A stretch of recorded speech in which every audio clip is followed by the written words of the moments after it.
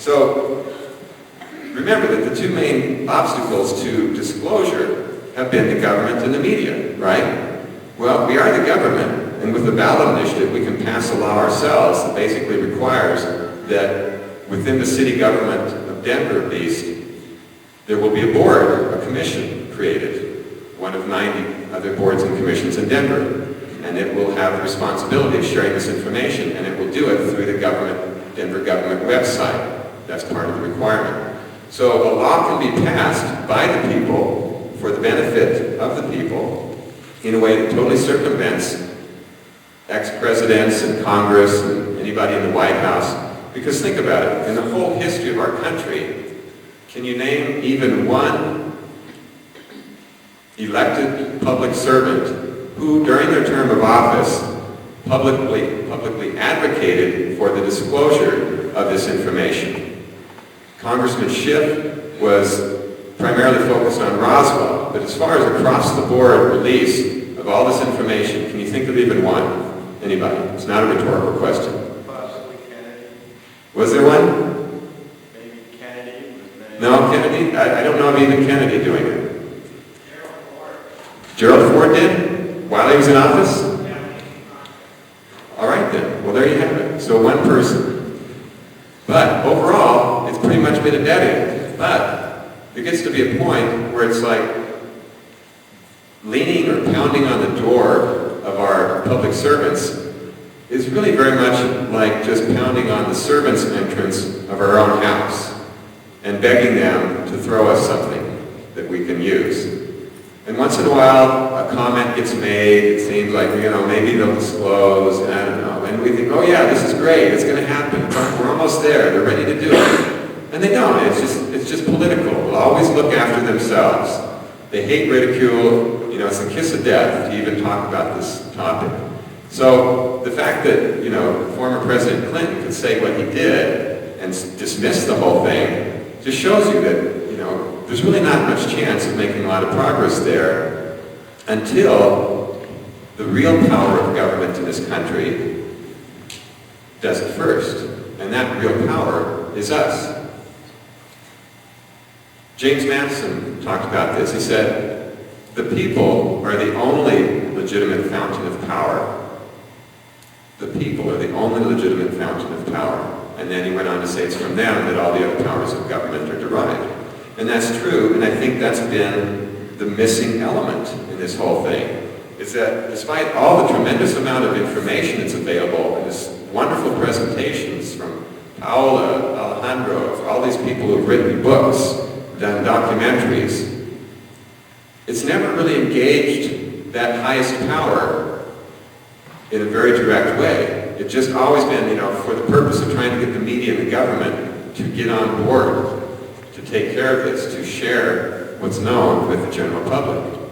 But we're not dependent on that. We can do this ourselves, and that's the whole point of this ballot initiative. What the German philosopher Schopenhauer said. He said, all truth passes through three stages. First, it is ridiculed. Second, it is violently opposed. Third, it is accepted as being self-evident. And what I observe in this whole UFO disclosure process is that it's the same thing. There's a lot of the people who really don't have a reason to care about this issue.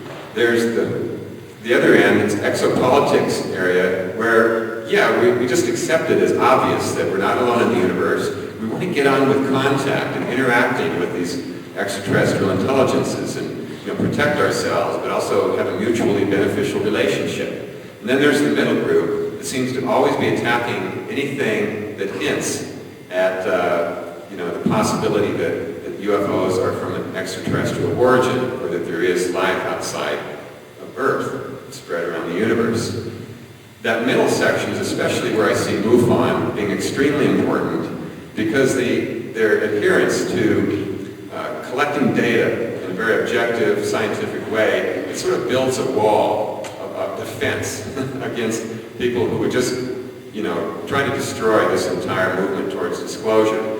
So when those people, these skeptics and debunkers, come up against that kind of evidence and data, that kind of documentation, they have a hard time with it. And and they just make very silly comments, or they just try to, destroy you psychologically, but they don't really have a good argument against that solid kind of data. So that's especially important, what MUFON is doing, and it always has been, and I think it will always be that way. And then there are those people who don't care about the data, because again, they're already on the end that's accepted this, and then there's the people who don't care.